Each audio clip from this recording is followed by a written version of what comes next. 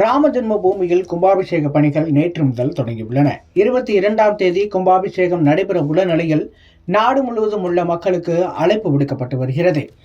பாலராமர் சிலை பிரதிஷ்டை செய்யப்படும் நாள் அன்று நாட்டு மக்கள் அனைவரும் இல்லங்களிலும் தீபங்கள் ஏற்றி கொண்டாடுமாறு பிரதமர் நரேந்திர மோடி கேட்டுக் கொண்டுள்ளார்.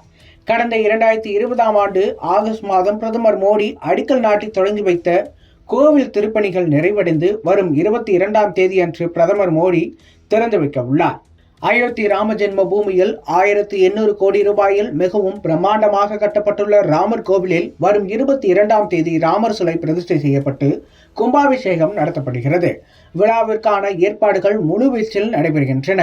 கோவில் கருவறையில் குழந்தை ராமர் சிலையை பிரதிஷ்டை செய்வதற்கான சடங்கு பூஜைகள் தொடங்கியுள்ளன. 11 பூசாரிகள் இந்த சடங்குகளை செய்கிறார்கள்.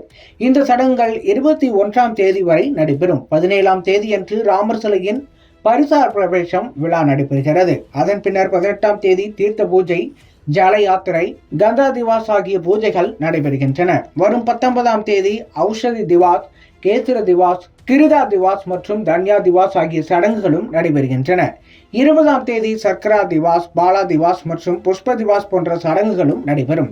21ஆம் தேதி மத்திய திவாஸ் மற்றும் ஷயா திவாஸ் சடங்குகள் நடைபெறும். ஜனவரி 22ஆம் தேதி இறுதிக்கட்ட பூஜைகள் செய்யப்பட்டு மதியம் 12:20 மணி அளவில் சிலை பிரதிஷ்டை செய்யப்பட இருக்கிறது. ராமர் கோவில் கும்பாபிஷேக விழாவில் பங்கேற்குமாறு நாட்டின் முக்கிய பிரமுகர்களுக்கும் அரசியல் தலைவர்களுக்கும் ஸ்ரீ ராம ஜென்ம பூமி தீர்த்த அறக்கட்டளை சார்பில் அழைப்பு விடுக்கப்பட்டுள்ளது. அதன் ஒரு பகுதியாக திருவாரூரில் நாகஸ்வரம், மேலதாளம், மங்கள வாத்தியம் முழங்க அயோத்தி ராமர் கோயில் கும்பாபிஷேக அழைப்பிதழ் பொதுமக்களுக்கு வழங்கப்பட்டது.